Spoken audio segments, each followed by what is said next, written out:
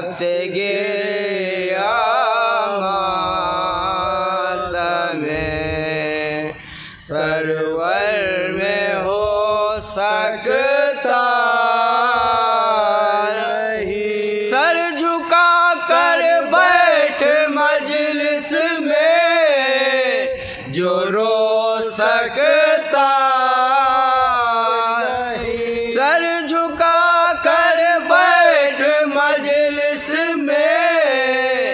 جو رو سکتا نہیں، ضبطگی ماتم سرور میں ہو سکتا نہیں۔ رات اندھیری پرسش اعمال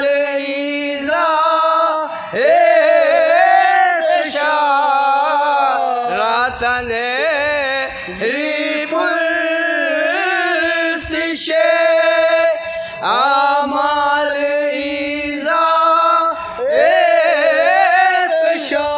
قبر میں بھی چین سے انسان سو سکتا نہیں، ضبطگی ماتم سرور میں ہو سکتا نہیں۔ کارذاتی میں ہے عاجز پاک بازان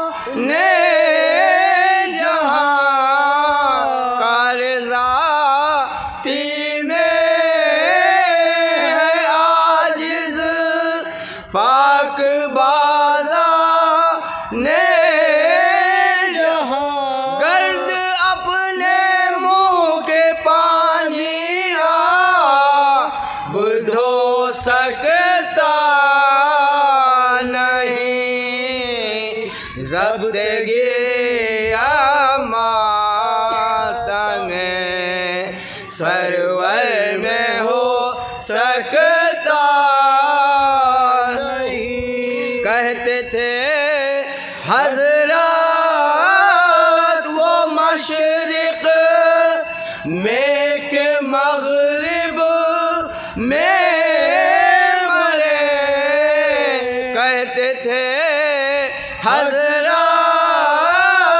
وہ مشرق میں کہ مغرب میں مرے، دوستوں کے ہم ناکام آئے یہ ہو سکتا نہیں، ضبطگی ماتم سرور میں ہو سکتا نہیں۔ حق گیری یا ہم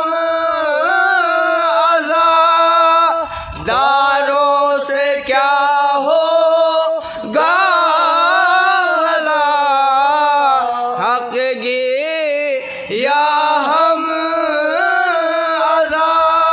عزاداروں سے کیا ہوگا، ابر کا ٹکڑا سمندر کو بھگو سکتا نہیں، ضبطگی ماتم سرور میں ہو سکتا نہیں۔ منکر ماتم کے ماتھے پر ہے وہ داغ سیاہ، منکر ماتم کے ماتھے پر ہے وہ داغ سیاہ، آب زمزم سے وضو بھی جس کو دھو سکتا نہیں، ضبطگی ماتم سرور میں ہو سکتا نہیں۔ آتش دوزخ بجھا دیتا ہے جب اشک عذاب، آتش دوزخ بجھا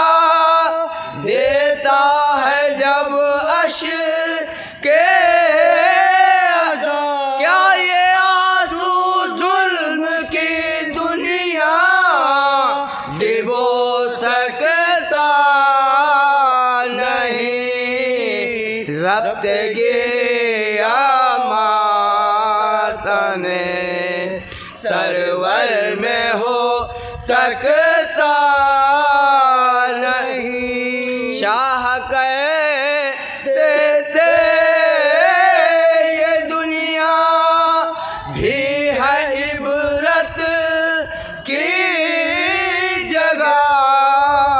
شاہ کہتے تھے یہ دنیا بھی ہے عبرت کی جگہ. مر گیا بیٹا جوان اور باپ رو سکتا نہیں. ضبطگی ماتم سرور میں ہو سکتا نہیں. نظم ہے یہ شہوار کی لڑیانی. نظم ہے یہ شہوار کی لڑیانی. جوہری بھی اس طرح موتی پیرو سکتا. جوہری بھی اس طرح موتی پیرو سکتا نہیں. ضبطگی ماتم. فاتحہ.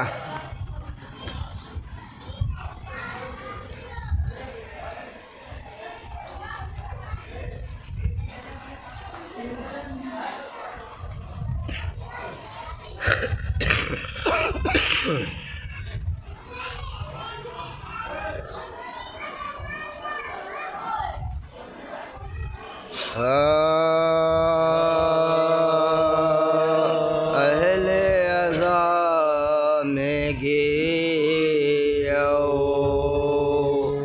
ماتم کا زور ہے.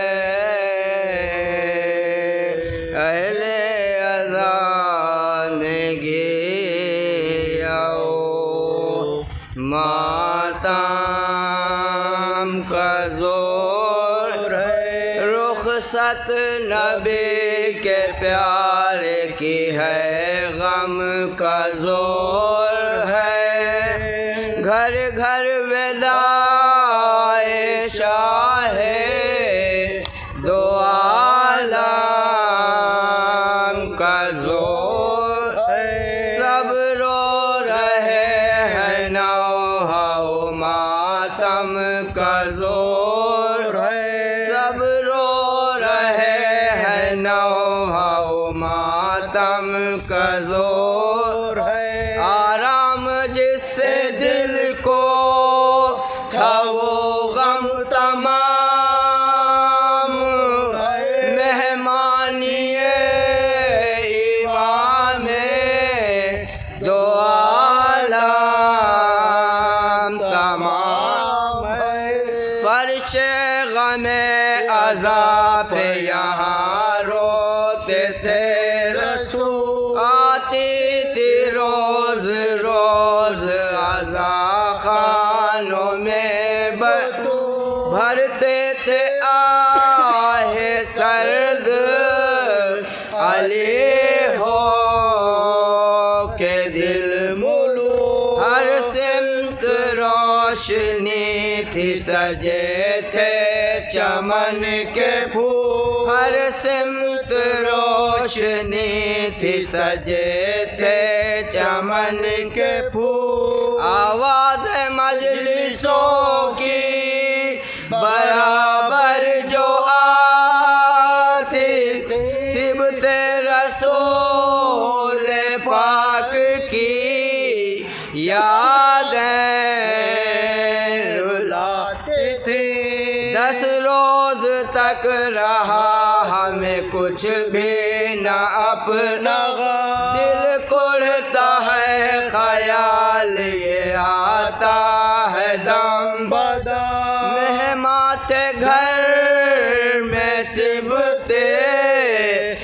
کبھی شاہ باکرم، رخصت ہو گھر سے شاہ شہیدان نہ روئے رخصت ہو گھر سے شاہ شہیدان نہ روئے افسوس صحبت شہ ابرار اب کا دل مطمئن تھا جس سے وہ سرکار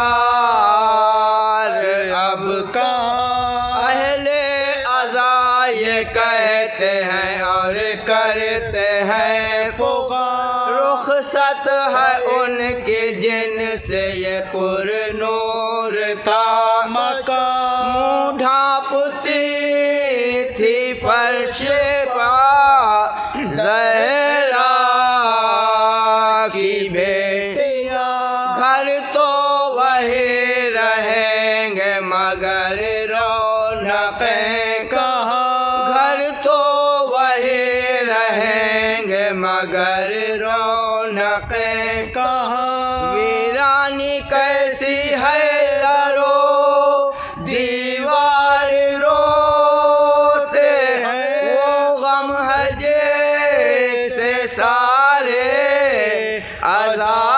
عزادار روتے ہیں، اے مومنو یہ ان کا ہے غم جو تھے تشنکاں، یہ وہ ہے جن کے چڑھ گئے نیزوں پہ سر تمام، صحرا میں بے کفن تھے یہی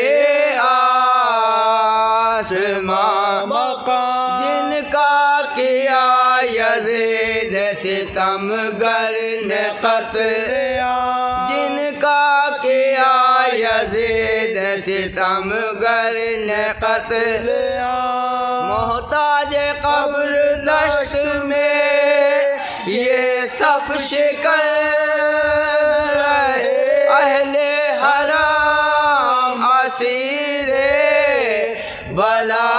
بلاؤں محن رہے، ارباب غم کہو شہ ابرار الوداع، فوج شہ زمن کے علمدار الوداع، اصغر سدھارو اکبر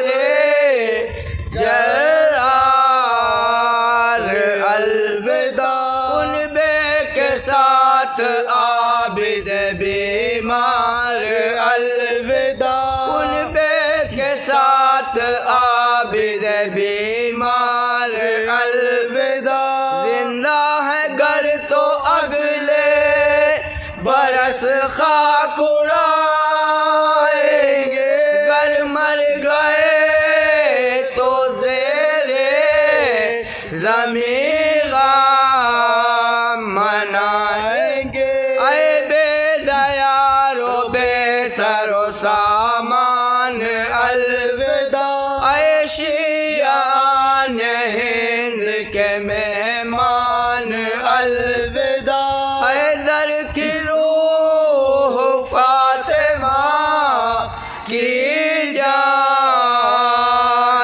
الوداع، اے مصطفیٰ کی گود کے قرآن الوداع، اے مصطفیٰ کی گود کے قرآن الوداع، آہو بکا سے ہم کبھی غافل نہ ہوئیں گے، جب تک جیئیں گے آپ کی غربت پر روئیں گے، آہو بکا سے ہم کبھی غافل نہ ہوئیں گے، جب تک جیئیں گے آپ کی غربت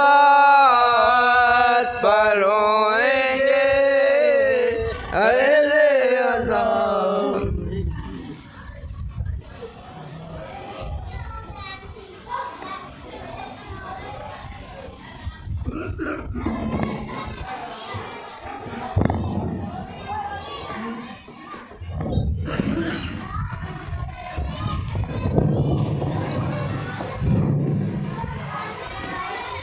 حضرات دو شعر کی پیشخوانی ہونی ہے، بس جلدی جلدی ایک مسدس کے دو بند پیش کرتے ہیں کہ منصب میرا الگ ہے قبیلہ میرا جدا، منصب میرا الگ ہے قبیلہ میرا جدا، عباس با وفا ہے قبیلے کا رہنما، منصب میرا الگ ہے قبیلہ میرا جدا، عباس با وفا ہے قبیلے کا رہنما، بیماریوں میں خاک شفا ہے میری دوا، بیماریوں میں خاک شفا ہے میری دوا، اور مجلس حسین کا لنگر میری غذا، اور مجلس حسین کا لنگر میری غذا۔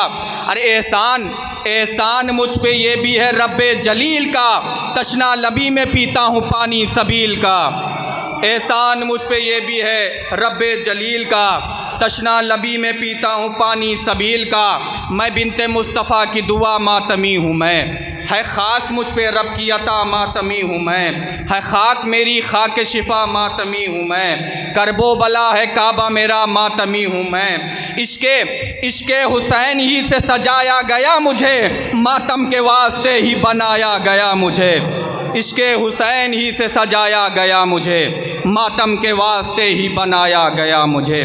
آئیے حضرات گزارش ہے محترم جناب ایڈوکیٹ دلکش رضوی صاحب سے کہ تشریف لائیں اور پیشخوانی کے فرائض کو انجام دیں۔ آپ حضرات بآواز بلند صلوات سے استقبال کریں۔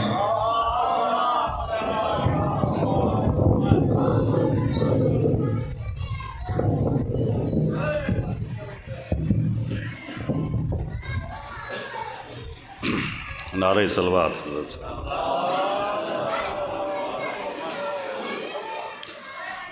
ایک مطلع کچھ ایسا پیش ہیں آپ کے ذہن خدمت ہوں، خیال سے دیکھیے۔ جس نے ایک بار تمہیں دل سے پکارا عباس، جس نے ایک بار تمہیں دل سے پکارا عباس، اس پہ مشکل نہیں آتی ہے دوبارہ عباس، جس نے ایک بار تمہیں دل سے پکارا عباس، اس پہ مشکل نہیں آتی ہے دوبارہ عباس۔ اور دیکھیے گا آدھا لشکر تیری نظروں سے کٹا دریا پر، آدھا لشکر تیری نظروں سے کٹا دریا پر، آدھا لشکر تیرے رہوار نے مارا عباس، آدھا لشکر تیرے رہوار نے مارا عباس۔ اور یہ بھی شعر دیکھیے گا، جو منگا سکتی ہے ایک لمحے میں جنت سے لباس، جو منگا سکتی ہے ایک لمحے میں جنت سے لباس، ہاتھ سے اس نے سیا کرتا تمہارا عباس، ہاتھ سے اس نے سیا کرتا تمہارا عباس۔ اور نہال بھائی اس شعر کو بطور خاص دیکھیے گا، اپنی نظروں سے اپنے نظروں کی اتاری ہے نظر خود میں نے، اپنی نظروں کی اتاری ہے نظر خود میں نے، کر کے جی بھر کے تیرے در کا نظارہ عباس، کر کے جی بھر کے تیرے در کا نظارہ عباس۔ اور آخری شعر دیکھیے گا کہ تیرا اصغر جو جواں ہوتا تو ہوتا بی بی، تیرا اصغر جو جواں ہوتا تو ہوتا بی بی، پورے کا پورا علی سارے کا سارا عباس، پورے کا پورا علی سارے کا سارا عباس۔ اور ایک مطلع اور شعر آپ کے پیش خدمت ہے، ایک نعرہ صلوات سے آپ آزاد رہتے ہیں۔ دیکھیے گا نہال بھائی، حسین پشت رسول خدا پہ بیٹھے ہیں، حسین پشت رسول خدا پہ بیٹھے ہیں، بلندیوں کی وہ کس انتہا پہ بیٹھے ہیں، حسین پشت رسول خدا پہ بیٹھے ہیں، بلندیوں کی وہ کس انتہا پہ بیٹھے ہیں، چلے جو شاہ کی جانب تو لوگ کہنے لگے۔ مولانا صاحب دیکھیے گا، چلے جو شاہ کے جانب تو لوگ کہنے لگے، حبیب زین فرس یا ہوا پہ بیٹھے ہیں، حبیب زین فرس یا ہوا پہ بیٹھے ہیں۔ اور آپ سبھی حضرات کے توجہ چاہتا ہوں اس شعر کے اوپر کہ ادب سے بزم میں آؤ کہ عرش والے بھی، ادب سے بزم میں آؤ کہ عرش والے بھی، بہشت چھوڑ کے فرش عزا پہ بیٹھے ہیں، بہشت چھوڑ کے فرش عزا پہ بیٹھے ہیں۔ اور دیکھیے گا خاص طور سے مولانا صاحب آپ سے گزارش ہے کہ فقیر بن کے بھی مجھ کو امیر ہونا ہے، فقیر بن کے بھی مجھ کو امیر ہونا ہے، اسی لیے تو در سیدہ پہ بیٹھے۔ فقیر بن کے بھی مجھ کو امیر ہونا ہے، اسی لیے تو در سیدہ پہ بیٹھے ہیں۔ قرار پایا نہ نبیوں نے بھی جہاں پہ فراز، قرار پایا نہ نبیوں نے بھی جہاں پہ فراز، بڑے سکون سے شہ اس جگہ پہ بیٹھے ہیں، بڑے سکون سے شہ اس جگہ پہ بیٹھے ہیں۔ بہت شکریہ آپ کا۔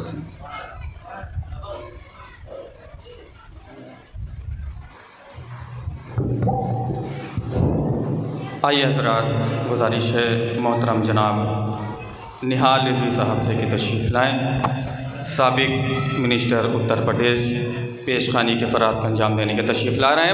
باواز بلند صلوات سے استقبال کریں۔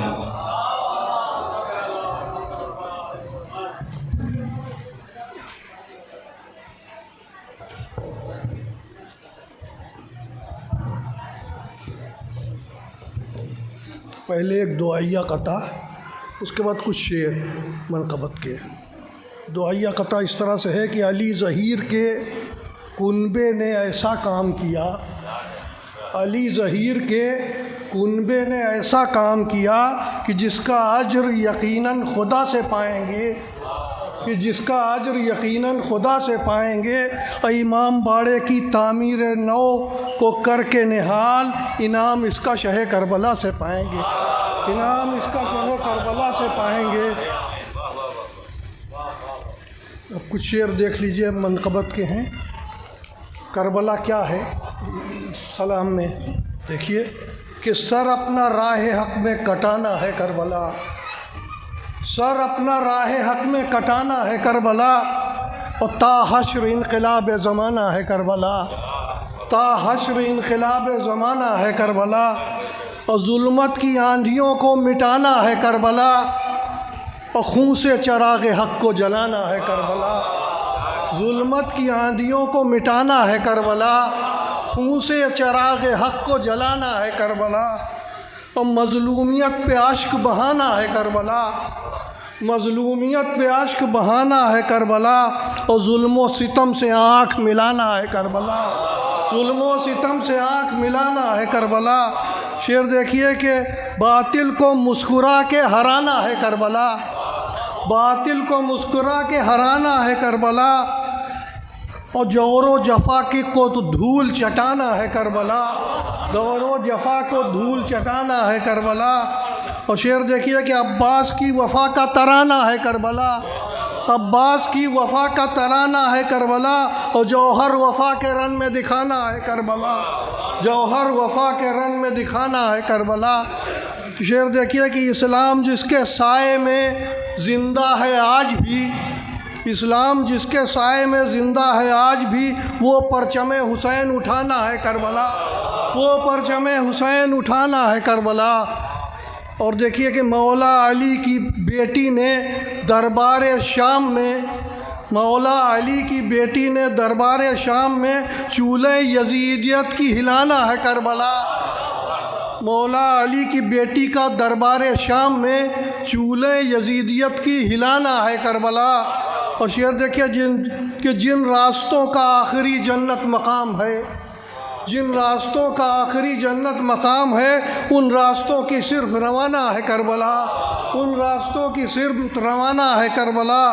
اور سجدے میں کربلا کی زمین پر جھکا کے سر، سجدے میں کربلا کی زمین پر جھکا کے سر، اور جا کر فلک پہ سر کو اٹھانا ہے کربلا، جا کر فلک پہ سر کو اٹھانا ہے کربلا۔ آخری شعر، جو مانگنا ہو مانگ لو جا کر حسین سے، جو مانگنا ہو مانگ لو جا کر حسین سے، قدرت کا بے مثال خزانہ ہے کربلا، قدرت کا بے مثال خزانہ ہے کربلا، جو مانگنا ہو مانگ لو جا کر حسین سے، قدرت کا بے مثال خزانہ ہے کربلا۔ مقطع ہے کہ آئینہ شہادت شبیر میں نہال، باطل کو اس کی شکل دکھانا ہے کربلا۔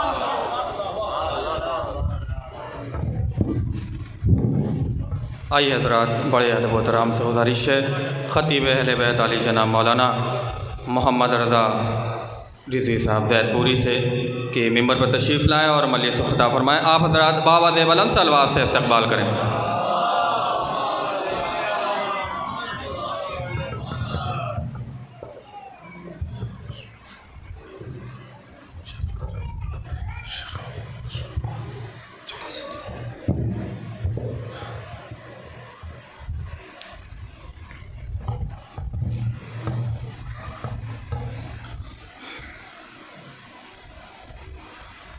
فاتحہ۔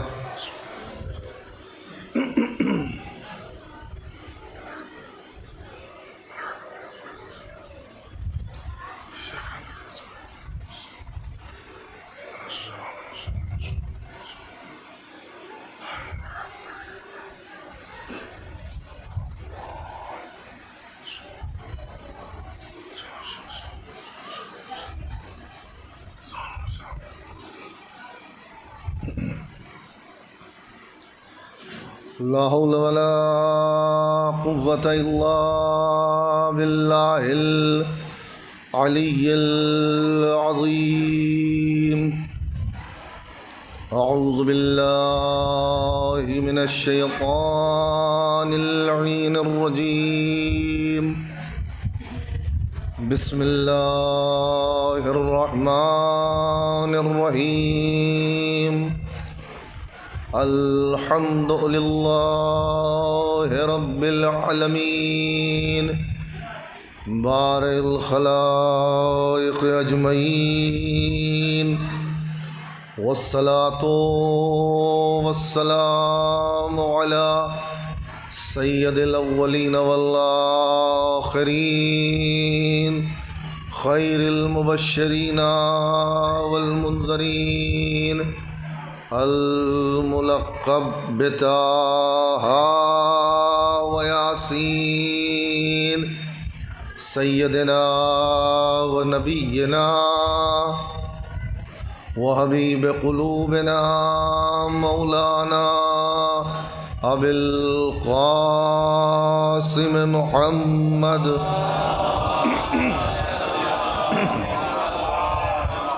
وعلى أهل بيته الطيبين الطاهرين المعصومين المظلومين، ولعنة الله على أعدائهم أجمعين من يومنا هذا إلى يوم الدين۔ أما بعد، فقد قال رسول الله صلى الله عليه وآلہ وسلم، بسم اللہ الرحمن الرحیم۔ احب اللہ من احب حسینا، وابغض اللہ من ابغض حسینا۔ صلوات پڑھ دیں محمد والا۔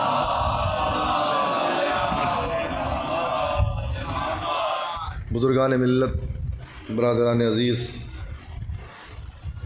اگر گزشتہ سال کی گفتگو آپ حضرات کے اذہان عالیہ میں محفوظ ہو تو اسی حدیث کی ابتدائی فقرات کی تلاوت گزشتہ سال کی مجلس میں کی گئی تھی، اور اس سال اس حدیث کے آخری فقرات کو بطور عنوان بیان پیش کرنے کی سعادت حاصل کی گئی ہے۔ انتہائی مشہور و معروف پیغمبر اسلام کی حدیث جو بین الفریقین متفق علیہ ہے۔ بہت سی ایسی احادیث ہیں کہ جہاں پر یہ کہنا پڑتا ہے کہ یہ متفق علیہ ہے یا متفق علیہ نہیں ہے، یعنی یہ دونوں فرقوں میں معتبر ہے یا نہیں ہے، لیکن پیغمبر اسلام کی یہ انتہائی مشہور و معروف حدیث کہ جس میں پیغمبر اسلام ارشاد فرما رہے ہیں کہ احب اللہ من احب حسینا،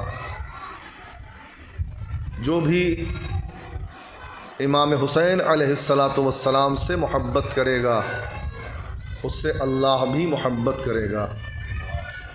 وہ ابغض اللہ من ابغضا حسینہ، اور جو بھی امام حسین علیہ الصلاۃ والسلام سے بغض رکھے گا اس سے اللہ بھی بغض رکھے گا۔ یاد رکھیے میرے عزیزوں، پروردگار عالم نے اس انسانی وجود کے اندر بہت سے جذبے ودیت فرمائے ہیں۔ ان میں ایک جذبہ ہے محبت کا اور ایک جذبہ ہے نفرت کا۔ بہت سالوں سے یہ بحثیں کی جا رہی ہیں کہ آیا یہ محبت کرنے کی چیز ہے یا محبت خود بخود ہو جاتی ہے۔ آج تک بڑے بڑے افراد، ذی علم افراد اس پر بحث کر رہے ہیں کہ نہیں محبت ہو جاتی ہے یا محبت کی جاتی ہے۔ یہ حقیقت ہے کہ کچھ چیزیں ایسی ہیں کہ جن سے کہنا نہیں پڑتا ہے بلکہ خود بخود محبت ہو جاتی ہے۔ اور سوال یہ ہے کہ محبت کہتے کسے ہیں؟ اب یہ شومی تقدیر کہہ لیجئے یا زمانے کی بڑھتی ہوئی روش کہہ لیجئے، یا یہ زمانہ جس نے اس لفظ کو اتنا زیادہ پست کر دیا ہے کہ اگر شرفاء کے مجمع میں اس لفظ کو لے لیا جائے تو کہا یہ جاتا ہے کہ انہیں تمیز نہیں ہے کہ بڑوں کے درمیان بیٹھ کر گفتگو کرنے کے آداب کیا ہوتے ہیں۔ لیکن یہ وہ مقدس ترین لفظ ہے کہ جس کے لیے خود حدیث قدسی میں بھی ہے، حدیث قدسی میں ہے کہ کیا دین بھی محبت کے سوا کچھ ہو سکتا ہے؟ اس کا مطلب یہ ہے کہ اگر محبت بری شے ہوتی تو اسے دین سے تشبیہ نہ دی جاتی۔ اس کا مطلب یہ ہے کہ دین نام ہی ہے محبت کا۔ اب جو الزام لگایا جاتا ہے کہ اسلام تلوار کے ذریعے سے پھیلا ہے، اسلام تشدد کے ذریعے سے پھیلا ہے، اسلام زبردستی کے ذریعے سے پھیلا ہے، یاد رکھیے سلاطین زمانہ کے ذریعے سے لیے ہوئے اسلام کو جب جب انسان دوسرے انسانوں کی طرف منتقل کرے گا ہمیشہ اسلام کے اوپر جبر و تشدد کا الزام لگتا رہے گا۔ یاد رکھیے کہ جب تک دین کے رہنماؤں کے حوالے سے اسلام کو پیش کیا جائے گا اسلام ہمیشہ امن کا مذہب قرار پائے گا، اسلام ہمیشہ صلح کا مذہب قرار پائے گا۔ وجہ یہی ہے کہ ہم نے جب بھی اسلام کو لوگوں کے سامنے پیش کیا ہے، کبھی چنگیز کے حوالے سے پیش کیا، کبھی ہلاکو کے حوالے سے پیش کیا، کبھی نادر شاہ درانی کے حوالے سے پیش کیا، کبھی تیمور لنگ کے حوالے سے پیش کیا، اور کاش کہ پیش کرتے بھی تو صحیح تاریخ سے پیش کرتے۔ غلطی یہ ہوئی ہے کہ پیش بھی کیا ہے اور غلط تاریخ کے ذریعے سے پیش کیا ہے، جس کا خامیازہ آج یہ بھگتنا پڑ رہا ہے کہ ہم پر طرح طرح کے الزامات لگ رہے ہیں۔ کہنے کا مقصد عزیزو یہ ہے کہ محبت آج اتنا زیادہ بدنام ہو چکا ہے یہ لفظ کہ ہم اس کو صحیح معنوں میں بزرگوں کے سامنے لینا بھی نہیں مناسب سمجھتے ہیں۔ لیکن حقیقت یہ ہے اگر آپ محبت کی ڈیفینیشن کرنے بیٹھیے کہ محبت کہتے کسے ہے، محبت کا مطلب کیا ہے، تو صرف اور صرف سیدھا لفظ ہے کہ کسی کی طرف انسان کی طبیعت کا مائل ہو جانا یہ محبت ہے۔ اب یہاں پر یہ قید نہیں ہے کہ وہ آپ سے کہے کہ ہاں ان سے محبت کریے۔ اگر سامنے والے کے اندر کچھ ایسے صفات حسنہ پائے جاتے ہیں تو پھر آپ کو کہنے کی ضرورت نہیں پڑے گی، طبیعت خود بخود اس کی طرف مائل ہو جائے گی۔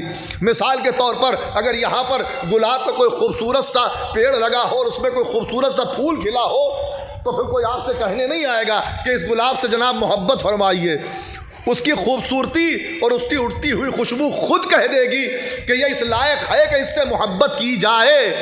اب عزیزان محترم تعجب نہ کیجئے کہ اگر زمانہ حسین سے محبت کرتا ہوا دکھائی دے، اس لیے کہ خود پیغمبر نے کہا ہے حسن و حسین ہمارے پھول ہیں۔ جب دنیا کا پھول گلاب اتنا خوبصورت ہو کہ اس سے زمانہ محبت کرنے لگے تو اگر رسول کے پھول حسن و حسین ہو تو کتنے خوبصورت ہو سکتے ہیں۔ ایک صلوات پڑھ دے محمد و آل محمد پر۔ دنیا کا پھول گلاب ہے، ہر کوئی اس سے محبت کرتا ہے، جس کے لیے خود پیغمبر نے کہا ہو کہ حسین ریاحین ہمارے پھول ہیں۔ تو اب اگر دنیا کا پھول اتنا خوبصورت ہے تو پھر رسول کے پھول کتنے خوبصورت ہوں گے۔ اس کے لیے خود پروردگار کہہ رہا ہے کہ اس کے لیے خود پیغمبر کہہ رہے ہیں کہ جو بھی حسین سے محبت کرے گا تو محبت کا مطلب ہے طبیعت کا مائل ہو جانا، طبیعت کا کسی کی طرف جھکاؤ پیدا ہو جانا۔ اور اسی کے مقابل میں نفرت کسے کہتے ہیں؟ کسی کے وجود کی طرف نظر کرنے کا بھی دل اگر نہ کرے، جو اس کی طبیعت جس کی طرف اگر کی بھی جائے طبیعت تو بیداری محسوس کرے، اسی کا نام نفرت ہوتا ہے، اسی کا نام نفرت ہے، اسے ہی نفرت کہتے ہیں۔ تو عزیزان محترم، یہ نفرت ہے اور یہ محبت ہے۔ اب سوال یہاں پر یہ ہے کہ پیغمبر اسلام نے جو فرمایا ہے کہ احب اللہ من احب حسینہ، یہاں پر علماء اس کے دو ترجمے پیش کرتے ہیں۔ وہ کہتے ہیں کہ نہیں، اس جملے میں پیغمبر اسلام کے بشارت بھی پائی جاتی ہے اور ایک طرح سے یہ دعائے پیغمبر بھی ہے۔ بشارت کیا ہے؟ آپ صاحبان علم یہاں موجود ہیں، سب بہتر جانتے ہیں۔ پیغمبر اسلام نے مبعوث برسالت ہو کر جب لوگوں کے سامنے توحید پیش کی، اپنی رسالت پیش کی، اور اس کے بعد جب بشارت دی تو جنت کی بشارت دی، قرآن پیش کیا، یہ تمام چیزیں پیش کی ہیں۔ اچھا، اس کے بعد کسی مرحلے میں انسان کو تردد نہیں ہوا ہے کہ کوئی بڑھ کے آگے کہتا کہ نہیں، آپ نے جنت جو آپ کہہ رہے ہیں ہم تو نہیں مانیں گے۔ لیکن روایت کے باقاعدہ طور پر تاریخ بتاتی ہے کہ جتنی چیزیں پیغمبر پیش کرتے رہے، قرآن اللہ کا کلام ہے، امت نے مان لیا۔ جنت نیکوکاروں کے لیے بنائی گئی ہے، تسلیم کر لی۔ جنت کے اندر سلسبیل ہے، مان لیا۔ جنت کے اندر کوثر کی جیسی نہر ہے، تسلیم کر لیا۔ کسی ایک موقع کے اوپر اس امت کو کوئی ایک لمحے کے لیے بھی تردد نہ ہوا، سب چیزیں مانتے چلے گئے۔ تو عزیزان محترم، جو امت جنت کے حوالے سے تردد نہ کرے، سلسبیل کے حوالے سے تردد نہ کرے، کوثر کے حوالے سے تردد نہ کرے، اسی پیغمبر نے امام حسین کے لیے کہا ہے، بشارت دی ہے کہ جو بھی انہیں دوست رکھے گا تو جس طریقے سے جنت کی بشارت قبول کی جا سکتی ہے، حسین کی محبت کیوں نہیں قبول کی جا سکتی ہے؟ ایک صلوات پڑھ دے محمد و آل محمد پر۔ اور اس کے بعد اللہ اسے دوست رکھے گا، اللہ اس سے بھی دوست، اللہ بھی اس سے محبت کرے گا۔ کس سے؟ جو حسین سے محبت کرے گا۔ آپ حضرات نے قرآن مجید کی ایک آیت پیش کی ہوگی، سنی ہوگی، جب لوگ دعوائے محبت کرنے لگے کہ ہم اللہ سے محبت کرتے ہیں، ہم اللہ سے محبت کرتے ہیں۔ اچھا، دعوائے محبت کرنا بڑا آسان ہے۔ یہ دعویٰ ایسا ہے کہ کوئی آپ سے اگر ثبوت بھی مانگے، ثبوت بھی کوئی اس کے حوالے سے پیش نہیں کر سکتا ہے، اس لیے کہ اس کا کوئی سسٹم ہی نہیں ہے کہ آپ سینہ چاک کر کے دکھائیے، یا مثلا کوئی ایسی آپ کوڈ ورڈ بتائیے کہ نہیں آپ بتا رہے ہیں تو ٹھیک ہے، اس کا مطلب آپ ہم سے محبت کر رہے ہیں۔ اچھا، اس کا مطلب یہ بھی نہیں ہے کہ انسان بلا وجہ اپنے دانتوں کی نمائش کرے کہ بھائی ہم آپ کو محبت کرتے ہیں۔ کوئی سسٹم نہیں ہے، آپ ثبوت نہیں پیش کر سکتے ہیں۔ ہم نے کہا ہے کہ ہم آپ سے محبت کرتے ہیں، اب آپ کو ماننا پڑے گا کہ ہم آپ سے محبت کرتے ہیں، کریں چاہے نہ کریں وہ ایک الگ میٹر ہے، لیکن ہم نے کہا ہے اس لیے ماننا پڑے گا۔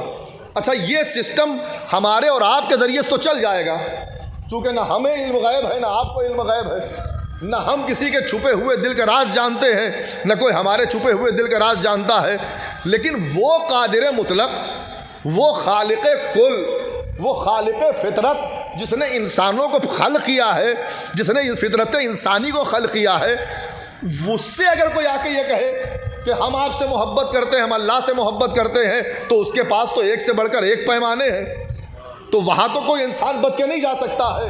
بس جیسے ہی لوگ دعوائے محبت کرنے کے لیے آتے ہیں کہ ہم پروردگار تجھ سے محبت کرتے ہیں، ادھر سے آیت آتی ہے کہ قل ان کنتم تحبون اللہ فاتبعونی یحببکم اللہ ویغفر لکم ذنوبکم واللہ غفور الرحیم، کہ میرے حبیب جو تم سے جو دعوائے محبت کرنے کے لیے آئے ہیں کہ ہم اللہ سے محبت کرتے ہیں، ان سے کہہ دو کہ اگر یہ ہم سے محبت کرتے ہیں تو کیا مطلب رسول آپ سے بھی محبت کرے؟ محبت کرنے کے لیے نہیں کہا ہے، فاتبعونی، یہ تمہارا اتباع کریں۔ محبت کہے کہ انسان نکل جاتا کہ بھائی رسول سے محبت کرتے ہیں، ہر کوئی کہہ دیتا ہم رسول سے محبت کرتے ہیں، ہم رسول سے محبت کرتے ہیں، ہم رسول سے محبت کرتے ہیں، لیکن یہاں اتباع رسول کہا ہے، رسول کی پیروی کرو۔ یہاں کیا کہا کہ احب اللہ من احب حسینہ، جو حسین سے محبت کرے گا اس سے اللہ محبت کرے گا۔ یہاں اتباع رسول کہا، یہاں محبت کہا ہے۔ کیوں پروردگار کہہ دیتا کہ جو بھی ہم سے محبت کرنا چاہتا ہے رسول سے محبت کرے۔ عجب نہیں کہ قدرت آواز دے، نادان تجھے نہیں پتا، رسول کی محبت کا پیمانہ اگر بتا دیتا تو ہر کس و ناکس بڑھ کے دعوائے محبت و دعوائے عشق رسول کرنے لگتا۔ ہم نے پیمانہ حسین کی محبت کو قرار دیا ہے، اس لیے کہ جو بھی حسین سے محبت کرے گا وہ رسول سے بھی محبت کرے گا، وہ خدا سے بھی محبت کرے گا۔ ایک صلوات پڑھ دے محمد و آل محمد پر۔ اس لیے رکھا گیا ہے پیمانہ حسین کی محبت کا کہ حسین سے محبت اللہ سے محبت ہے اور حسین سے دشمنی اللہ سے دشمنی ہے۔ یہ بشارت کے حوالے سے ہے۔ اور پھر بعض علماء کہتے ہیں کہ یہاں پر جو یہ پیغمبر اسلام نے ارشاد فرمایا ہے یہ پیغمبر اسلام کا دعائیہ جملہ ہے۔ دعائیہ جملہ مطلب کیا ہے؟ یعنی پیغمبر اسلام امت کو دعا دے رہے ہیں کہ لوگو حسین سے محبت کرو، اور جب تم حسین سے محبت کرو گے، یا یوں کہہ لیجئے کہ جو بھی حسین سے محبت کرے گا اس سے اللہ بھی محبت کرے گا۔ عزیزان محترم، دعا کا مسئلہ یہ ہے کہ قرآن مجید میں صاف صاف ہے، ادعونی استجب لکم، تم ہم سے مانگو ہم تمہاری آواز سنیں گے یا تمہاری آرزو پوری کریں گے۔ چاہے لفظی ترجمہ کر لیجئے، چاہے مفہوم آپ بیان کر لیجئے، اس سے کوئی بحث کی بات نہیں ہے۔ لیکن اکثر و بیشتر دیکھنے کو آتا ہے انسان جس کو زیادہ معتبر سمجھتا ہے، جس کو زیادہ متقی سمجھتا ہے، جس کو زیادہ پرہیزگار سمجھتا ہے، ہمیشہ اس سے کہتا ہے کہ قبلہ ذرا دعا کریے گا، بچہ اگزام میں شریک ہوا ہے، تھوڑا اس کے پیپر آسان ہو جائیں، وہ پاس ہو جائے، یا مثلاً گھر میں پریشانیاں چل رہی ہیں، قبلہ ذرا دعا فرمائیے۔ کہ کیوں بھائی یہ قبلہ ہی سے دعا کیوں کرا رہے ہیں؟ بھائی قرآن مجید میں یہ تھوڑی ہے کہ کسی متقی سے دعا کرائی جائے، کسی پرہیزگار سے دعا کرائی جائے۔ قرآن تو صاف صاف کہہ رہا ہے کہ تم دعا کرو۔ تم سے مراد ایکس وائی زیڈ کوئی بھی ہو سکتا ہے، جو بھی قرآن کھولے، جسے توفیق مل جائے قرآن کھولنے کی، وہ قرآن کھولے اور اس کے بعد دعا کرے۔ یہ آخر اسپیشل کیوں کہا جاتا ہے؟ کہا نہیں، انسان جس کو اپنے سے بہتر سمجھتا ہے، اپنے سے زیادہ متقی سمجھتا ہے، اسی سے کہتا ہے چونکہ وہ متقی ہے اور اللہ متقین کی دعا جلد سن لیتا ہے۔ عزیزان محترم، آج ایک متقی اتنا زیادہ پرہیزگار ہو جائے کہ اگر وہ دعا کر دے تو ہمارا یقین ہے کہ اللہ اس کی دعا رد نہ کرے۔ سوچئے کہ کیا رسول جس کے لیے دعا کر دے اس کی دعا رد ہو سکتی ہے؟ اب رسول کہہ رہے ہیں کہ پروردگارہ اسے دوست رکھ جو حسین کو دوست رکھے۔ سب کی دعائیں رد ہو سکتی ہیں لیکن رسول کی دعا رد نہیں ہو سکتی ہے۔ ایک صلوات پڑھ دیں محمد و آل محمد پر۔ یہ عزیزان محترم رسول دعا فرما رہے ہیں، حسین سے محبت اللہ سے محبت اور حسین سے نفرت اللہ سے نفرت۔ اللہ اکبر۔ اچھا، کیا واقعاً رسول جو عالمین کے لیے رحمت بن کے آیا ہو، جس نے پوری عمر، پوری زندگی کسی ایک لمحے کے لیے بھی اب تاریخ پیش نگاہ ہے آپ کے، کیا کیا اذیتیں نئی پیغمبر اسلام نے برداشت کی ہیں۔ کوڑا آپ پر نہیں ڈالا گیا، کانٹے آپ کے راستے میں بچھائے گئے، اجڑیاں وغیرہ آپ کے اوپر جانور کی ڈالی گئیں، لیکن کسی ایک لمحے کے لیے بھی کوئی تاریخ یہ نہیں کہتی ہے کہ پیغمبر نے اپنی امت کے لیے بد دعا کی ہو یا اپنی امت کے لیے امت کو برا کہا ہو۔ لیکن آپ دیکھیں کیا کہہ رہے پیغمبر جو حسین سے نفرت کرے۔ کیا پیغمبر اسلام سے نفرت نہیں کی گئی ہے؟ یہ کانٹے جو راہوں میں بچھائے جا رہے ہیں یہ محبت میں بچھائے جا رہے ہیں؟ یہ پیغمبر پر جو کوڑا ڈالا گیا ہے یہ محبت میں ڈالا گیا ہے؟ یہ پیغمبر کے اوپر جو اونٹ کی غلاظت ڈالی گئی ہے یہ محبت میں ڈالی گئی ہے؟ یہ پیغمبر سے نفرت نہیں ہے تو کیا ہے؟ لیکن کیا کبھی پیغمبر اسلام نے اللہ کی بارگاہ میں ایک لمحے کے لیے بد دعا کی ہے کہ پروردگارہ یہ ہم سے نفرت کرتے ہیں، تو بھی ان سے نفرت کرنے لگ؟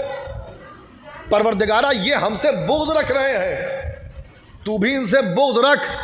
لیکن پیغمبر اسلام نے اپنی ذات پر ساری تکالیف برداشت کی ہیں، ساری اذیتیں برداشت کی ہیں، لیکن ایک لمحے کے لیے امت کے لیے بد دعا نہیں کی ہے۔ لیکن جب مرحلہ حسین کی محبت کا آتا ہے تو وہی پیغمبر ارشاد فرماتا ہے کہ پروردگارہ تو اسے دشمن رکھ، جو حسین کو دشمن رکھے۔ یعنی پیغمبر بتانا چاہتے ہیں اپنی تکالیف تو مجھے برداشت ہیں، لیکن مجھے یہ برداشت نہیں ہے کہ وہ حسین سے دشمنی رکھے۔ یہ پیغمبر کی حدیث کیا صرف اس دور کے لیے تھی جب پیغمبر اسلام موجود تھے یا امام حسین موجود تھے؟ چلیے اور آپ کے اذہان کے قریب آنے کی کوشش کرتا ہوں۔ قرآن مجید اللہ کا کلام ہے؟ تو کیا قرآن مجید یہ صرف اس دور کے لیے تھا جس دور میں یہ نازل ہوا ہے؟ کیا قرآن مجید کی یہ آیتیں جو نازل ہوئی ہیں یہ اس دور کے لیے تھیں جب پیغمبر اسلام موجود تھے؟ کہ نہیں، یہ قرآن مجید تو قیامت تک کے لیے معجزہ ہے، یہ قیامت تک کے لیے ہدایت کی کتاب ہے۔ تو عزیزان محترم، یہ قرآن مجید کس پر نازل ہوا ہے؟ پیغمبر اسلام پر نازل ہوا ہے۔ جب پیغمبر اسلام پر نازل ہوا ہے تو اس کا مطلب یہ ہے کہ پیغمبر اسلام کی ذات مبارک پر یہ معجزہ بن کے نازل ہوا ہے۔ تو پیغمبر اسلام کے اوپر یہ نازل ہونے والی کتاب قیامت تک کے ہدایت ہے، اور خود پیغمبر اسلام کے لیے ہے۔ ایک صلوات پڑھ دے محمد و آل محمد۔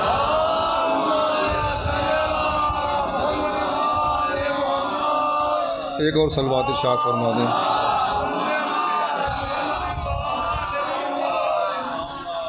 تو یہ قیامت تک کی ہدایت کے لیے ہے۔ تو جب قرآن قیامت تک کی ہدایت کے لیے ہے تو جس پر نازل ہوئی ہے کیا وہ قیامت تک کی ہدایت کے لیے نہیں ہے؟ اور جب وہ قیامت تک کی ہدایت کے لیے ہادی کی شکل میں ہے تو پھر جو کچھ کلام اس کا ہے کیا وہ صرف اس دور کے لیے ہوگا جس کے لیے اس نے کہا ہے، یا اس دور کے لیے ہوگا جب تک وہ اس دنیا میں موجود ہے؟ کہ نہیں، یہ کلام بھی ان کا ہمیشہ ہمیشہ کے لیے قیامت تک کے لیے ہے۔ تو اس کا مطلب یہ ہے کہ پیغمبر جو کہہ رہے ہیں کہ پروردگارہ تو اسے دشمن رکھ جو حسین کو دشمن رکھے، اس کا مطلب یہ ہے کہ یہ اس دور کے لیے نہیں ہے، قیامت تک کے لیے۔ جب بھی کوئی حسین کی دشمنی میں مبتلا ہوگا پیغمبر کے یہ الفاظ اس کی ذات پر لعنت بن کے برسیں گے۔ ایک صلوات پڑھ دے محمد و آل محمد پر۔ یہ عزیزان محترم پیغمبر نے ارشاد فرمایا ہے۔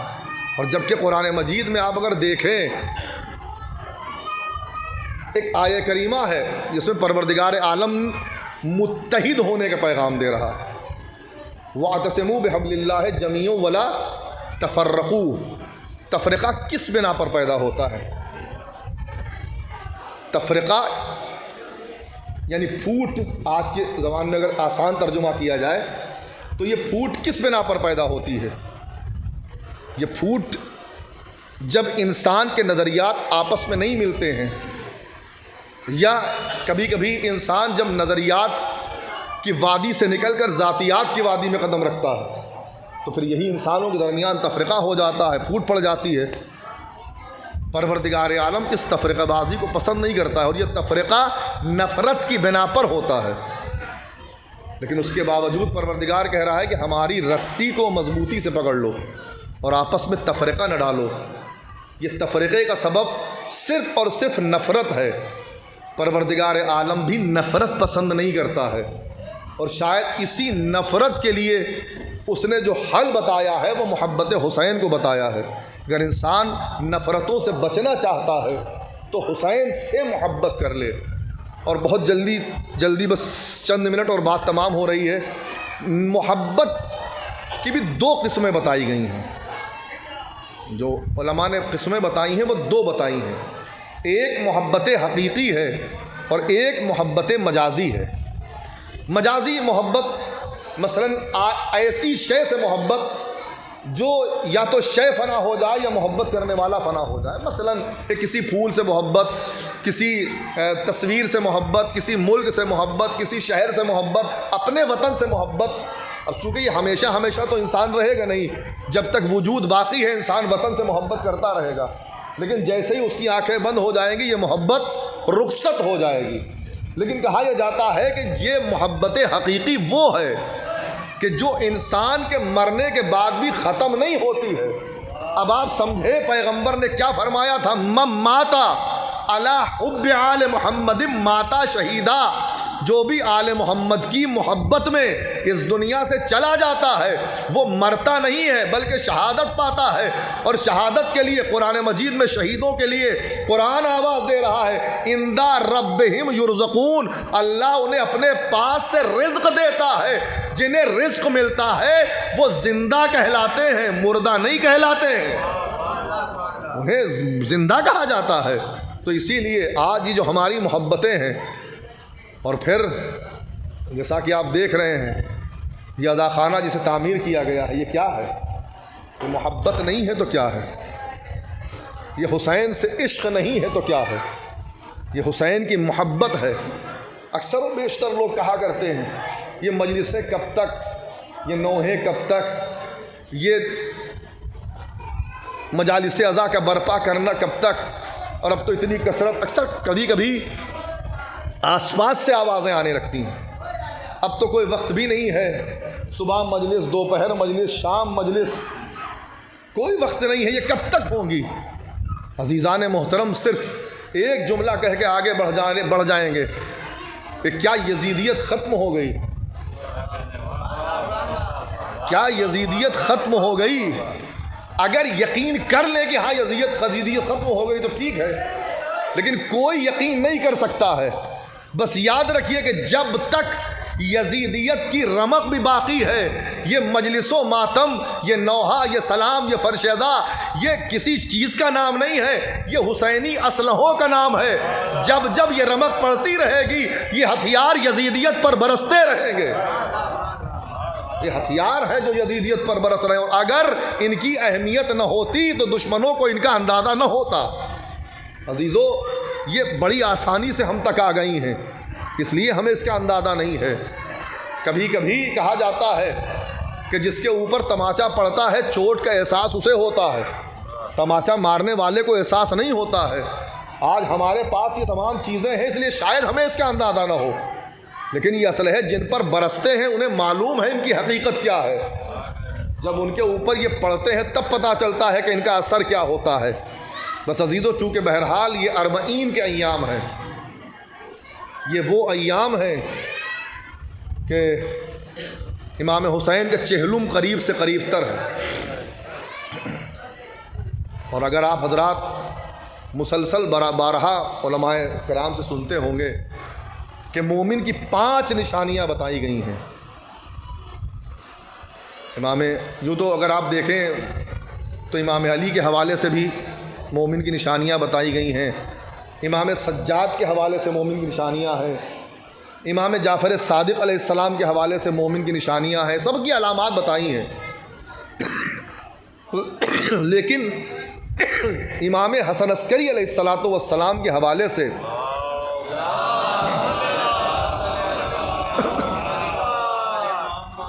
جو مومن کی علامات بتائی گئی ہیں اس میں 5 چیزیں بتائی گئی ہیں. اس میں سب سے پہلی علامت یہی ہے کہ انسان 24 گھنٹے کے اندر 51 رکعت نماز یعنی 51 رکعت نماز پڑھے. اور آپ جانتے ہیں بہتر کہ 17 رکعت تو یہی ہیں جو ہم اور آپ واجب نمازیں پڑھتے ہیں. اس کے علاوہ نماز شب ہے، نماز صبح کی نافلہ ہے، نماز ظہر کی نافلہ ہے، نماز مغرب کی نافلہ ہے، اور نماز عشاء کی نافلہ ہے. اور دوسری علامت جو بتائی ہے وہ یہ ہے کہ بسم اللہ الرحمن الرحیم ہر نماز میں آواز بلند کہے. آواز بلند مطلب یہ نہیں کہ یہاں کھڑے ہوں اور اتنی چیخ کے کہیں کہ 500 میٹر دور تک آواز جائے. نارمل آواز میں بسم اللہ الرحمن الرحیم. یہ دوسری علامت مومن کی ہے. اور تیسری علامت کیا ہے؟ خاک پر سجدہ کرنا. خاک سے مراد یہ ہے کہ زمین پر، اب کیا کوئی زمین کربلا کی زمین سے افضل ہو سکتی ہے؟ ہمارے اماموں کی تاکید ہے کہ امام حسین کی خاک پر سجدہ کرنا سب سے زیادہ ثواب رکھتا ہے۔ اور اس کے بعد چوتھی علامت یہی ہے کہ انسان داہنے ہاتھ میں انگوٹھی پہنے، داہنے ہاتھ میں، بائیں ہاتھ میں انگوٹھی پہننا نمرود و فرعون کی سیرت ہے۔ اور پانچویں نشانی جو سب سے اہم نشانی ہے، حالانکہ یہ دوسرے نمبر پہ تھی، میں نے جان کے اس کو پانچویں نمبر بیان کر رہا ہوں، چونکہ دن قریب سے قریب تر ہے، زیارت اربعین پڑھنا بے انتہا ثواب رکھتا ہے۔ اچھا، ہم اور آپ جو اپنے مقام سے زیارتیں پڑھتے ہیں، یہ اصلاً طریقے زیارت نہیں ہے۔ مولانا بیٹھے ہیں، اگر میری بات میں کوئی تردد ہو تو میرے جانے سے پہلے پوچھ لیجئے گا، اور نہیں تو قبلہ موجود ہے، ان سے پوچھ لیجئے گا، یہ خود آپ کی شکوک دور کر دیں گے۔ چاہے نماز کے بعد ہم اگر زیارت پڑھیں وہ، یا عمل عاشورہ ہم کریں وہ، یا اگر ہم اربعین میں زیارت پڑھیں وہ، یہ یہاں پر ہمارا زیارت پڑھنا سیکنڈ آپشن ہے، فرسٹ آپشن نہیں ہے۔ فرسٹ آپشن یہی ہے کہ انسان امام حسین کے روضے تک جائے۔ میں نے جو آپ کے خدمت میں اتنی دیر ماتھا پچی کی ہے، 35-30 منٹ، وہ یہی کی ہے کہ انسان جس سے محبت کرتا ہے اسے کیا کہتا ہے۔ ہم رسول کو کس لقب سے پکارتے ہیں؟ محبوب خدا یا حبیب خدا۔ کیوں؟ اللہ ان سے محبت کرتا ہے، ہم حسین سے محبت کرتے ہیں، تو امام حسین ہمارے کون ہوئے؟ محبوب۔ انسان جس سے محبت کرتا ہے اس سے دوری برداشت نہیں کرتا ہے۔ ہمیشہ محبت کے مذہب میں فراق کو عیب سمجھا گیا ہے، وصال کو عین سمجھا گیا ہے۔ وصال کو محبت کی لازمی شے بتایا گیا ہے کہ انسان جتنا محبت میں اپنے محبوب سے قریب تر ہوتا چلا جائے۔ تو یہ جو یہاں کی زیارتیں ہیں یہ سیکنڈ آپشن پر ہے۔ اگر واقعاً ہمیں امام حسین سے محبت ہے تو اس کا فرسٹ آپشن یہ ہے، چاہے آپ شیخ عباس قمی کی مفاتیح الجنان اٹھا کے دیکھ لیجئے، چاہے کامل الزیارات اٹھا کے دیکھ لیجئے، سب جگہ موجود ہے حکم کہ انسان حسین کی قبر کے پاس جائے اور یہ جملے کہے۔ ہم نہیں متوجہ ہوتے ہیں عزیزو۔ آپ سچ بتائیے، ابھی آپ کو سے بتایا جائے کہ آپ اس گاؤں سے نکلیے باہر، وہاں تباہی آئی ہوئی ہے، بربادی آئی ہوئی ہے، آپ جائیے اور چلے جائیے، اس کے اندر سما جائیے، کتنے لوگ جانا چاہیں گے؟ ایک انسان اپنے مقام سے نہیں اٹھے گا۔ اچھا، اگر کسی سے کہہ دی جائے، گارنٹی دی جائے کہ ہم گارنٹی لے رہے ہیں، اس سامنے آگ جل رہی ہے، جاؤ اس آگ کے اندر کود جاؤ، تمہیں کچھ نہیں ہوگا، اگر قابل اعتبار شخصیت ہے پھر یہ نہیں پلٹ کے پوچھے گی کہ آپ کس بیس پر ضمانت لے رہے ہیں۔ انسان جائے گا اور جا کے آگ میں کود جائے گا۔ امام حسین علیہ الصلوۃ والسلام کی احادیث اٹھا کے دیکھ لیجیے، خود امام حسین فرماتے ہیں کہ تم ہماری زیارت پر آؤ، ہم تمہیں حادثاتی موت سے بچا لیں گے۔ آج ایک باپ اپنے بیٹے سے جب حد سے زیادہ خوش ہوتا ہے تو اسے 70,000 75,000 80,000 1 لاکھ 1.5 لاکھ کی بائک گفٹ کر دیتا ہے۔ کیا یہ گفٹ یہ گارنٹی ہے کہ یہ اس بچے کو موت سے بچا لے گی؟ کوئی انسان گارنٹی لے سکتا ہے کہ یہ بائک اس بچے کو موت سے بچا لے گی؟ وہ بھی آج کے زمانے میں جہاں اپنی غلطیوں سے زیادہ دوسری کی غلطیوں سے ایکسیڈنٹ زیادہ ہوتے ہیں۔ نہیں عزیزو، کوئی نہیں بتا سکتا ہے۔ یہ واحد کربلا کا بادشاہ ضمانت لے رہا ہے کہ تم آؤ ہماری زیارت کو، ہم تمہیں حادثاتی موت سے بچائیں گے۔ یعنی انسان حادثاتی موت سے نہیں، حادثاتی موت اسے نہیں آ سکتی ہے، اس پر چھت نہیں گر سکتی ہے، اس پر پیڑ نہیں گر سکتا ہے، اسے سڑک کے حادثوں کے ذریعے سے موت نہیں آ سکتی ہے۔ عزیزو، ہم اپنے پیسہ بینک میں رکھے رہتے ہیں لیکن متوجہ نہیں ہوتے ہیں۔ کم سے کم ہمیں واقعاً غور کرنا چاہیے۔ اور پھر کون جاتا ہے اپنے پیسوں سے حسین کی زیارت؟ कौन जाता है, किसकी औकात इतनी है जो अपने पैसों से हुसैन के दरबार चला जाए? और फिर ये पैसा देने वाला कौन है? हमारी हैसियत है कि हम अपने बलबूते पर अपने इन बाजुओं की कुव्वत से पैसा कमा लेंगे, जब तक हुसैन का करम शामिल हाल न हो। बगैर हुसैन के करम के कोई 5 पैसा नहीं कमा सकता है। वो हुसैन ज़मानत ले रहे हैं कि तुम हमारी ज़ियारत पर आओ, तुम्हारा 1 पैसा भी अगर ज़ियारत पे खर्च होगा, हम उस 1 पैसे के बदले में तुम्हें 10 पैसे देंगे। मैं तो समझता हूँ इससे बेहतर तिजारत कोई नहीं हो सकती है। 10 लाख रुपए लगा के हुसैन की ज़ियारत पर जाइए, 1 करोड़ लेके वापस आइए, इससे बेहतर क्या हो सकता है अजीज़ों। इमाम हुसैन की ज़ियारत का ये ज़माना है। दुआ करिए इस फर्श अज़ा पर बैठ कर कि मौला या तो जल्द से जल्द हमें आपके रोज़े की ज़ियारत नसीब हो जाए, और वरना साल आइंदा जब 40 आए तो हम आपके रोज़े पर जाकर आपकी ज़ियारत पढ़ें। चीज़ों कोई सोच सकता है कि आज की दुनिया में ज़रा सा किसी को पावर मिल जाए, वो आपसे बात करना पसंद नहीं करता है, वो हमसे बात करना पसंद नहीं करता। सगा दोस्त अगर है जो उठ के बैठते हमारी और उसके साथ चाय और खाना खाते हैं, लेकिन अगर पावर में आ जाता है तो मुखातब होना पसंद नहीं करता है। इमाम फरमाते हैं कि तुम हमारी ज़ियारत पर आओ, हम तुम्हारी ज़ियारत क्यों आएंगे? अल्लाह अकबर। कहाँ ज़ियारत पर आएंगे मौला? कि वहाँ आएंगे जहाँ पर सारे अटूट रिश्ते टूट जाते हैं। कहाँ पर? कब्र की मंजिल में। बाप इस दुनिया से गया है, बेटा चीखें मार मार के रो रहा है, लेकिन कब्र में उतारने के बाद फिर अब कोई बेटा अपने बाप के पहलू में लेटता नहीं है, मैयत रख के उठ जाता है। लाख किसी का जवान बेटा इस दुनिया से चला जाए, बाप सर पटक पटक के ज़मीन पर रोता है, लेकिन हमने नहीं देखा कि कोई बाप अपने बेटे के कब्र में पहलू में लेटा हो कि बेटा तुम जा रहे हो, हम भी तुम्हारे साथ चलेंगे। नहीं होता है, खिलाफ है, ये उसूल के ख़िलाफ़ बात है। फिर वहाँ कौन आएगा? वहाँ हमारा आका हुसैन आता है। बस अजीज़ो, आखिरी बात और बात तमाम हो रही है। हम मुतवज्जे नहीं होते हैं। अभी सूरज छुप रहा है, शायद छुप गया है।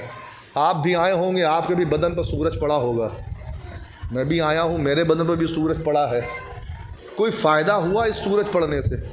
क्या मुझे साहब फ़ायदा नहीं हुआ, नुकसान हो गया। क्या नुकसान हुआ? क्या ये जो स्किन है ये काली पड़ जाती है, और जो जिनके एलर्जी है उनकी एलर्जी बढ़ जाती है। किसी के छोटे छोटे दाने निकल आते हैं, किसी के और स्किन पर रेशेज़ आ जाते हैं। यानी ये सूरज की किरणें अगर आम इंसान पर पड़ें तो मरज़ में मुब्तला कर देती हैं। छठे इमाम की हदीस है कि अगर कोई इंसान इमाम हुसैन की ज़ियारत करके आ जाता है, अब जब उसके ऊपर सूरज की किरणें पड़ती हैं तो ये सूरज की किरणें उसे बीमार नहीं करती हैं, बल्कि उसके गुनाहों को इस तरीके से जला देती हैं जैसे आग लकड़ी को जला देती है। हमारी जानें कुर्बान हो जाए, ये असर 2 ही में देखे गए हैं, या तो अली की मोहब्बत में देखा गया है या हुसैन की ज़ियारत में देखा गया है। जहाँ इंसान की मोहब्बत, इंसान के गुनाह ख़त्म हो जाते हैं। बस अजीज़ों, मैंने बात तमाम कर दी, मजलिस ख़त्म हो गई। 40 का ज़माना है। आप हज़रात इमाम हुसैन को मुसलसल पुरसा दे रहे हैं। कभी अली अकबर का पुरसा, कभी कासिम का पुरसा, कभी औन मोहम्मद का पुरसा। और अजीज़ों, कभी कभी हुसैन को सकीना का भी पुरसा दिया जाता है। आका, आपको आपकी बेटी सकीना का पुरसा। आका, बड़ा अरमान था सकीना को वतन जाने का और अपने बाबा से मिलने का, लेकिन आका बीबी वतन नहीं जा सकी। और आपने सुनते होंगे कि शाम को बीबी ज़िंदान के दरवाज़े पर बैठ जाती थी, और जब परिंदे उड़ते हुए आसमान पर नज़र आते थे तो एक मर्तबा माँ की रिदा का आँचल, माँ की रिदा को हिला के बीबी पूछती थी, अम्मा ये परिंदे कहाँ जा रहे हैं? जनाब रबाब जवाब देती थी, मेरे लाल ये परिंदे अपने अपने घरों को जा रहे हैं। جناب سکینہ آواز دیتی تھی اماں کیا وہ دن بھی آئے گا کہ ہم اپنے مدینے اپنے وطن لوٹ کے جائیں گے؟ تڑپ جاتی تھی جناب رباب ہاں میرے لال وہ وقت ضرور آئے گا، ہم سب یقیناً ایک دن مدینے پلٹ کے جائیں گے۔ صاحبان اولاد کا مجمع ہے، خدا آپ کی بچیوں کو سلامت رکھے۔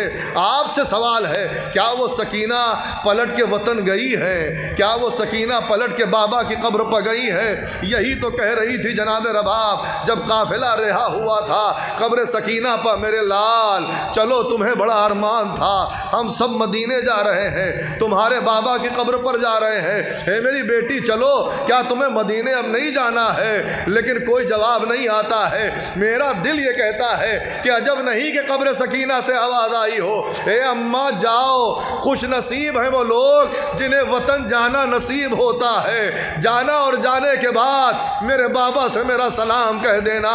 سکینہ کی قسمت میں وطن جانا نہیں تھا۔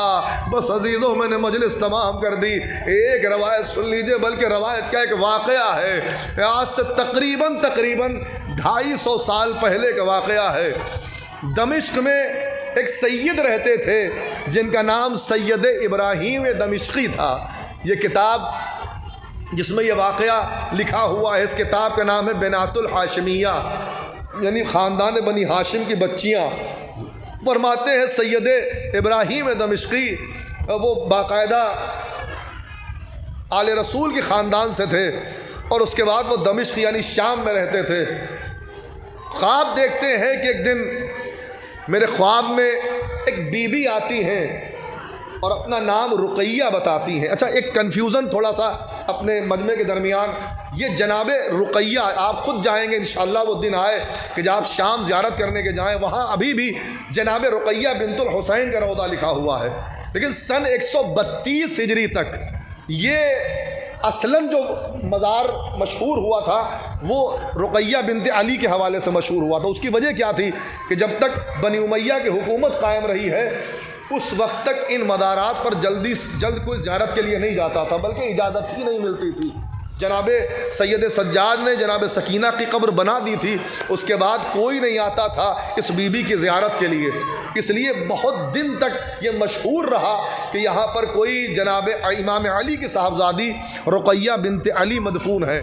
لیکن جب ابراہیم دمشقی کی خواب میں وہ بی بی آتی ہیں اور آنے کے بعد کہتی ابراہیم تم اپنے بستر پر آرام سے سو رہے ہو، تمہیں خبر بھی ہے ہماری قبر میں پانی آ گیا ہے، ابراہیم ہم بے چین ہیں، تم تو ہماری اولاد میں سے ہو، تم ہماری خبر نہیں لوگے تو کون لے گا؟ بس تڑپ جاتے ہیں ابراہیم دمشقی اور اپنی بچیوں کو بلاتے ہیں۔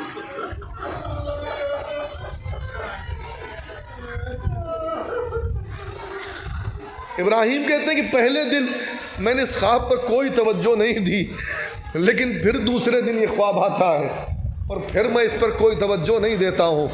جب تیسرا دن ہوا اور پھر یہ خواب آیا تو میں بے چین ہوا اور میں نے سوچا کہ نہیں اب کچھ نہ کچھ کیا جائے، اور اس کے بعد یہ کہتے کہ میں نے اپنی تینوں بچیوں کو ساتھ میں لیا، کچھ پردے لیے اور لے جانے کے بعد اس قبر کے چاروں طرف لگا دیے اور اس قبر کو کھودنا شروع کیا۔ کچھ دیر کے بعد جب جسد برآمد ہوا تب مجھے احساس ہوا کہ یہ امام علی کی بیٹی کی قبر نہیں ہے، یہ رقیہ بنت الحسین کی قبر ہے، اس لیے کہ اگر امام علی کی کوئی بیٹی ہوتی تو ان کا قد بڑا ہوتا، یہ تو کوئی چھوٹی بچی ہے جو قبر میں آرام کر رہی ہے۔ بس ابراہیم کہتے ہیں کہ میں نے جو میری بچیاں پردے میں تھیں اس بچی کی قبر، اس بچی کی لاش کو نکالنے کے بعد اپنی بچیوں کو دے دیا کہ ایسا کرو کہ تم پردے میں اس بچی کی لاش کو لے کے بیٹھو، میں قبر درست کرتا ہوں۔ تھوڑی دیر گزری تھی کہ میری بچیوں کی رونے کی آوازیں آنے لگی، رونے کی آوازیں آنے لگی، آہستہ آہستہ یہ آواز بڑھنے لگی، میرا دل بے چین ہوا۔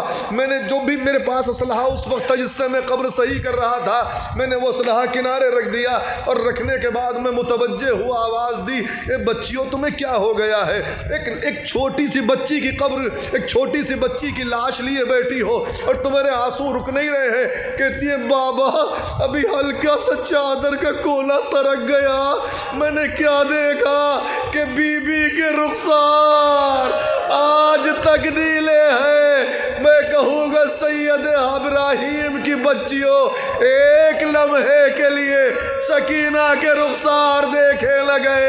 آؤ ذرا اس ماں سے پوچھو جس نے اس بچی کو پالا تھا، کوفے سے لے کے کربلا سے لے کے کوفے تک، کوفے سے لے کے شام تک مسلسل تماچے کھاتی رہی ہے بچی، اور وہ بدنصیب ماں دیکھتی رہی۔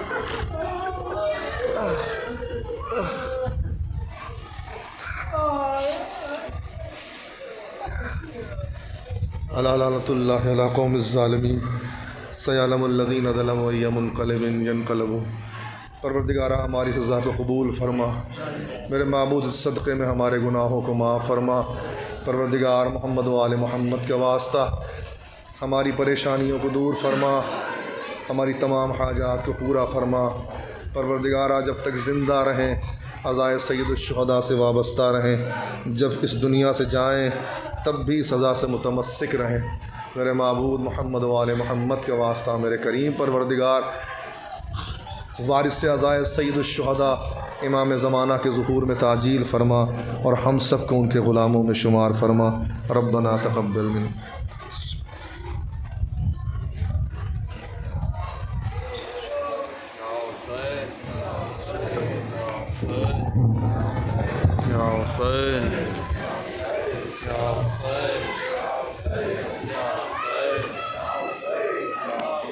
میں سکینہ ہوں، میں ہوں یتیمہ، میں سکینہ ہوں، میں ہوں یتیمہ، میں سکینہ ہوں، میں ہوں یتیمہ، میں سکینہ ہوں، میں ہوں یتیم، میں سکینہ ہوں، میں ہوں یتیمہ، میں سکینہ ہوں، میں ہوں یتیمہ، میں سکینہ ہوں، میں ہوں یتیمہ، میں سکینہ ہوں، میں ہوں یتیمہ۔ زخم سینے کا دکھا پائی نہیں ہوں اب تک، ہاتھ کانوں سے ہٹا پائی نہیں ہوں اب تک، کبھی درے تو کبھی نیزے چبھوتے ہیں مجھے، شمر کے ظلم بھلا پائی نہیں ہوں اب تک، شمر کے ظلم بھلا پائی نہیں ہوں اب تک، ہے سکینہ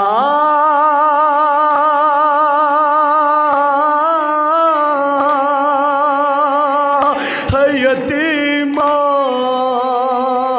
میں سکینہ ہوں، میں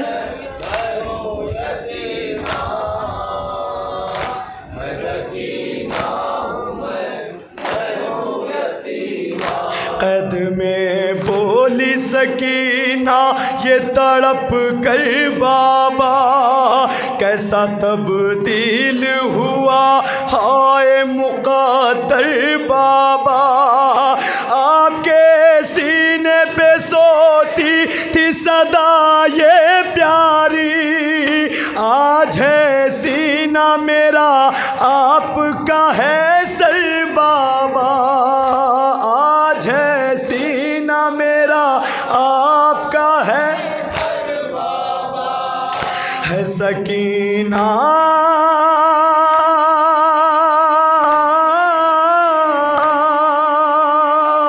ہے یتیمہ، میں سکینہ ہوں۔ تصور کریں گے حضرات، میں سکینہ، رسیاں شمر جو لایا تو جگر کانپ اٹھا، اونٹ کی پشت پہ باندھا تو جگر کانپ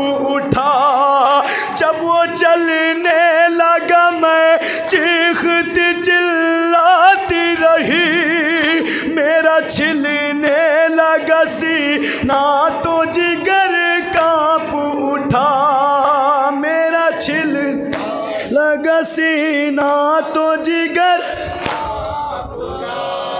है सकीना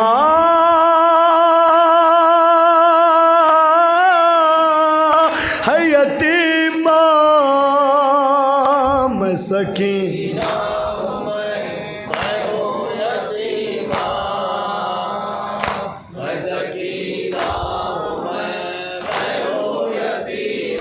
शाम वाले भी असीरों पे सितम ढाते रहे, हम पे सदक़े की खजूरें सभी बरसाते रहे। ये किसी ने भी नहीं सोचा कि सादात हैं हम, जैसे भी चाहा यतीमों को वो तड़पाते रहे, जैसे भी चाहा यतीमों को वो तड़पाते रहे। है सकीना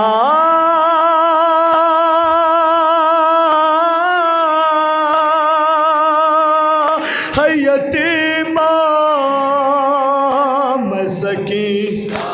तसव्वुर शर्त है ज़रा, जहाँ जहाँ भी अज़ान मिले तसव्वुर करेंगे ज़रा।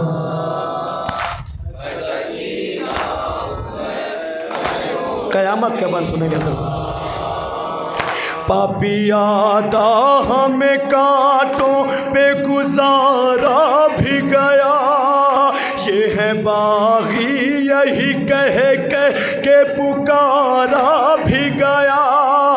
रोना चाहा जो कभी आपके गम में बाबा, गमज़दा बेकसो लाचार को मारा भी गया, गमज़दा बेकसो लाचार को मारा भी गया।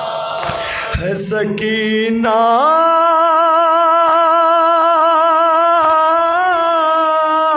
है यतीमा मैं सकीना।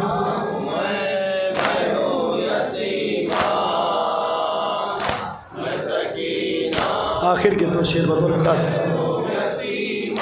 होठ सूखे हैं ज़बा खुश्क बहुत है बाबा, आपकी नन्ही कली प्यास से मुरझाएगी।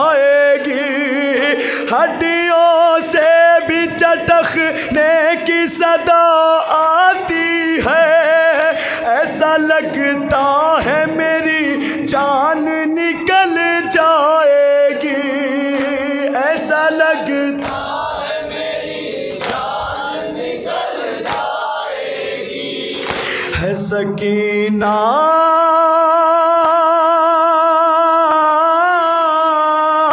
है यतीमा मैं सकीना। मक्ता समाप्त करेंगे ज़रा।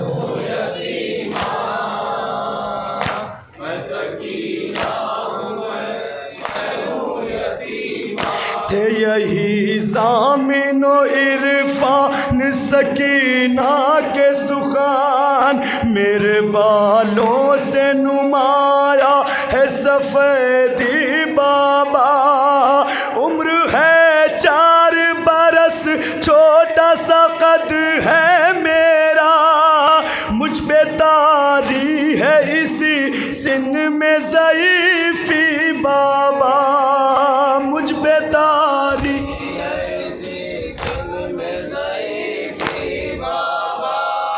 है सकीना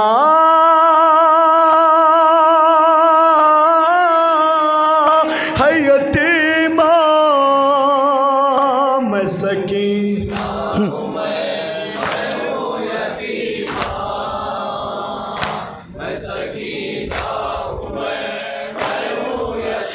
मैं सकीना हूँ मैं हूँ यतीमा,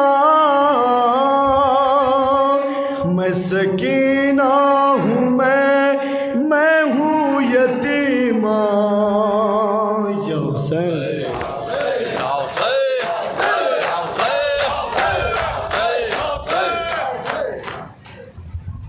السلام علیکم یا رسول اللہ، السلام علیکم یا نبی اللہ، السلام علیکم یا حبیب اللہ، السلام علیکم یا امیر المومنین، السلام علیکم یا فاطمہ الزہرا، السلام علیکم یا ابا محمد حسن المجتبی، السلام علیکم یا ابا عبداللہ الحسین وعلی علی ابن الحسین وعلی اولاد الحسین وعلی اصحاب الحسین، السلام علیکم یا جمیع ورحمۃ اللہ وبرکاتہ، السلام علیکم یا مولا یا غریب الغرباء، السلام علیکم یا معین الضعفاء والفقراء، السلام علیکم یا ابا الحسن یا علی ابن موسیٰ الرضا الراضی بالقدر والقضاء روحی وارواحنا فدا، السلام علیکم ورحمۃ اللہ وبرکاتہ، السلام علیکم یا مولانا یا صاحب العصر والزمان، الامان والامان والامان، السلام علیکم یا خلیفۃ الرحمن، السلام علیکم یا شریک القرآن، السلام علیکم یا مظہر الایمان، اجل اللہ تعالی فرجک وزال اللہ مخرجک وظہورک وجعلنا من اعوانک وانصارک، السلام علیکم ورحمۃ اللہ وبرکاتہ۔